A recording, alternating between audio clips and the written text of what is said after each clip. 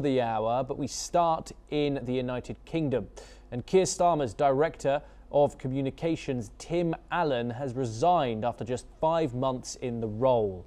His resignation follows that of the Prime Minister's Chief of Staff, Morgan McSweeney, who stepped down a day earlier. In a brief statement, Allen explained his decision, saying he wanted to allow a new number 10 team to be built and wished the Prime Minister and his team every success. This comes amid an ongoing controversy over the appointment of Peter Mandelson as the UK's ambassador to Washington, despite his close ties to the convicted child sex offender Jeffrey Epstein.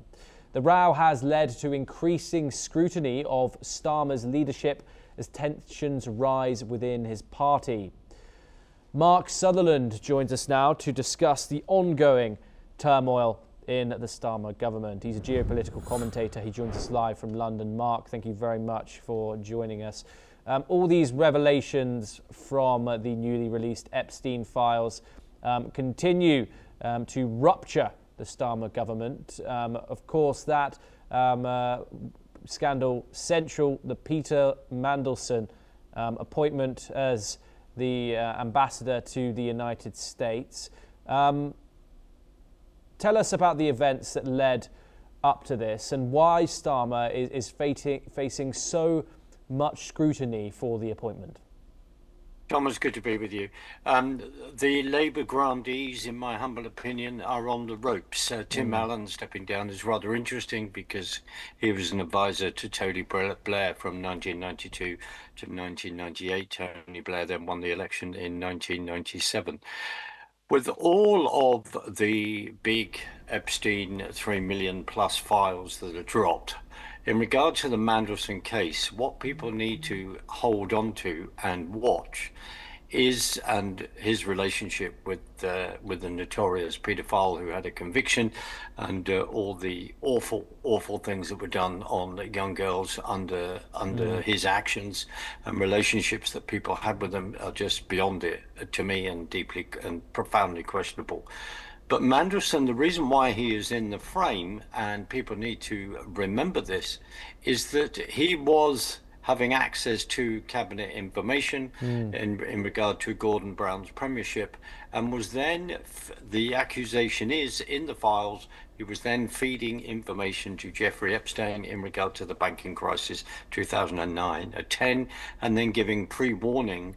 That's the accusation over the fact that there was about to be a big bailout of banks, and that Gordon Brown was paraphrasing, I have to save the world. I've saved the world in regard to the financial crisis. That's what we have to hold on to here.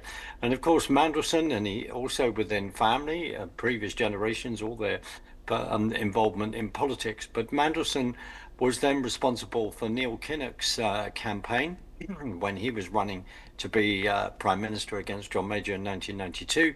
And he then oversaw the logo of Labour turning to the red rose. Why am I saying that? He has been behind the scenes as an advisor for many, many years. And previously, and this is the other thing that's profoundly important, Thomas, is that under 2 Blair administrations, he had to exit and resign twice. Once for taking a £375,000 loan for a mortgage on a house in Notting Hill Gate in West London, which he didn't declare, had to declare that. Then in the second time, he was then kicked out because he was trying to get passports for 2 Indian businessmen. That is why, that is all this background. And then, because he then is then been, he was then given the job of US ambassador from the UK. It was the fact that people have turned around and said, well, why have people made that choice when even people were advising this is not good, look in his background. So Thomas, that's the background to it. But the key thing is information he was then passing on that would have meant that people would have, Epstein could have made deals, whatever, on the mining market or defended himself. Thomas. Mark, do stay with us as we turn to the United Kingdom once again. Of course, further on this. And newspaper headlines are dominated by the increasing pressure on Britain's Prime Minister, Keir Starmer's leadership in the UK. Starmer's chief of staff, Morgan McSweeney, has also stepped down and claimed that he took responsibility for advising Starmer to name Peter Mandelson as ambassador to the US, despite his known links to Jeffrey Epstein. This comes after new files revealed the depth of the Labour veteran's relationship with the late sex offender, as Starmer is facing what is widely seen as the gravest crisis of his 18 months in power over his decision to send Mandelson to Washington in 2024. Mark, you're obviously in the UK. We both know how much Starmer and the pressure that he's under, even before this scandal. Could this be his breaking point? Well, for many of us, we'd turn around and say there'll be many people that say we hope so. The other thing is whether people want even more gaslighting, where they see him hanging on. I think the key thing is we remember under Boris Johnson, Partygate, and all this is the fact that. The way Labour said, well, when we come in, none of these kind of frauds, etc., will happen. We will be whiter than white, and it'll be like, as I think Andrew Marr says, the adults have come into the room to take over and teach all the children a lesson, e.g. referring to the previous administrations of the Conservative Party that were in for 14 years, and they had enough scandal at times. And did not reverse the constitutional changes that people like Tony Blair then brought in under their 3 administrations and beyond. So this is a huge ideological fight. But the fact is that if there is a lot of 2 people have left, McSweeney and Tim Allen. McSweeney is a subject that you and I could discuss for 3 hours, and it's very, very important in regard to what happens in the background. And of course, all papers are rounding, even members of Parliament, Labour members, backbenchers are rounding and screaming for him to go. The joke is Starmer has a big majority, but if you look at those constituents and how people vote in certain MPs, there may be a holding on by 300, 600 votes. There's so much analysis, and as one person said, as Rupert Lowe MP, an independent now from Reform, said it wasn't so much a win as a landslide slip in regard to the election in 2024, Thomas.